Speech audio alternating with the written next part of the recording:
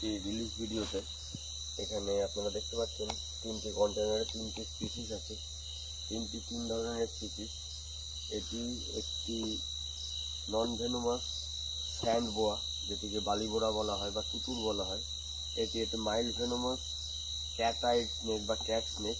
আর নিচের দিকে আছে একটি ভেনোমাস কেউটে মনোস্টেট কোবরা। তো সবার ফার্স্ট আমি স্যান্ড বোয়াটিকে রিলিজ করব নেচারে।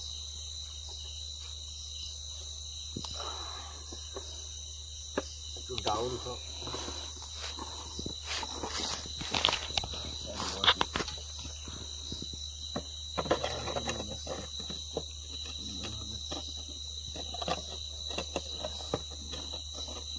এটি নন ভেনোমাস, কিন্তু সাপটি খুব অ্যাগ্রেসিভ ক্যাটাগরির মধ্যেই পড়ে এবং কনস্ট্রিক্টার প্রজাতি, যে কারণে এসবগুলি বালিতে এইভাবে ক্যামোফ্লেজ করে থাকে বেলে মাটিতে।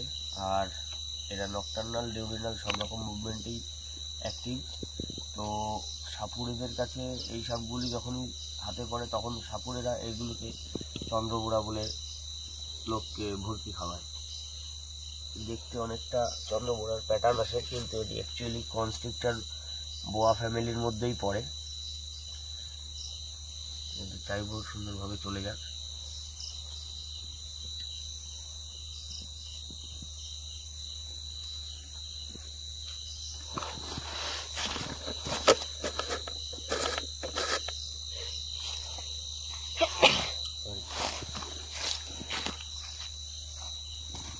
তো এইবার আসবো একটি ট্রি স্নেক।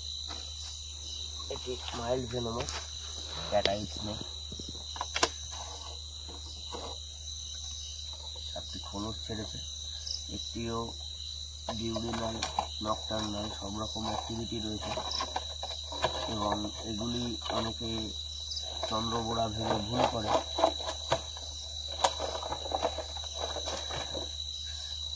সাপটি সুন্দর যাওয়ার জন্য রেডি।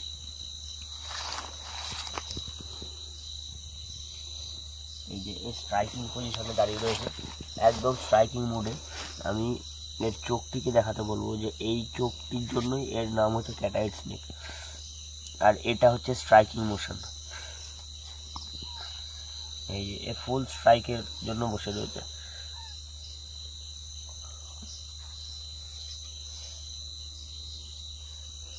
এর যে ভেনম ক্যাপাসিটিটা রয়েছে সেটি মানুষের ক্ষেত্রে অতটা ডেডলি নয়।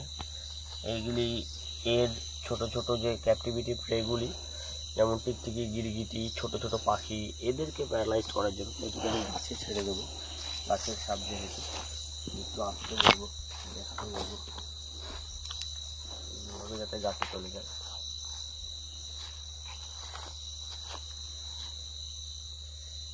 এদের এই ঘাড়ের এই প্রেশারটিতেই এরা এক গাছ থেকে আরেক গাছে জাম্প করে করে সুন্দরভাবে খাড়া হয়ে এক ডাল থেকে আরেক ডালে মুভ করতে পারে।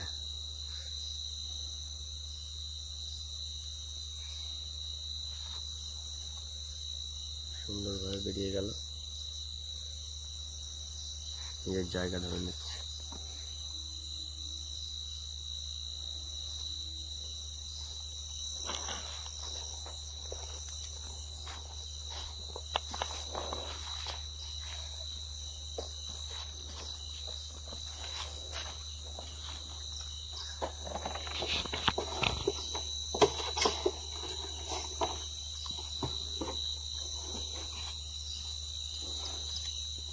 এইবার সবশেষে আসছে আমাদের মনোস্টেট কেউটে।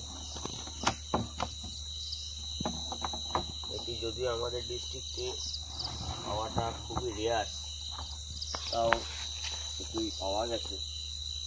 এটি ফুল ব্ল্যাক, যেটিকে বাংলায় কাল কেউটে বলে থাকে। ও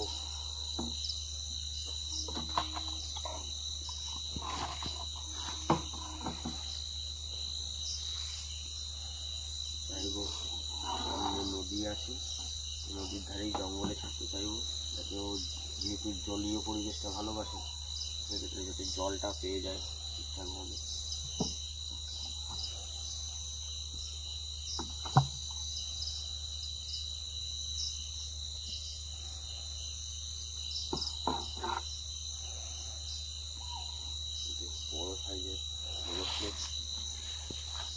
আমি দেখাতে চাইবো, এই মনোস্লেড আর স্পেকটাকেলের ডিফারেন্সটা আমি দেখাতে চাইবো।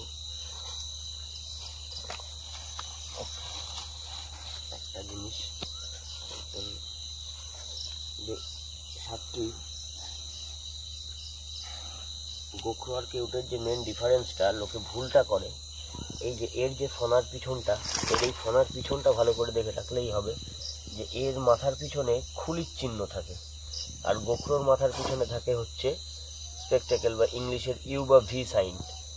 এই দুটি হচ্ছে মেন ডিফারেন্স, যে কোনটি স্পেকটাকেল কোনটি মনোস্লেড। এটি হচ্ছে মনোস্লেড। মনোস্লেড কালার যাই হোক না কেন সাপের, কিন্তু মেন ডিফারেন্স হচ্ছে এই সিম্বলটা। এই সিম্বলিক ডিফারেন্সেই সাপটি কিন্তু চেনা যায়। তো এই টাইমে সাপটি নকটার্নাল মুভমেন্ট ও তার অ্যাক্টিভিটি শুরু হয়ে গেছে। তো এই যে, তো এটিকে আমি ছেড়ে দেবো।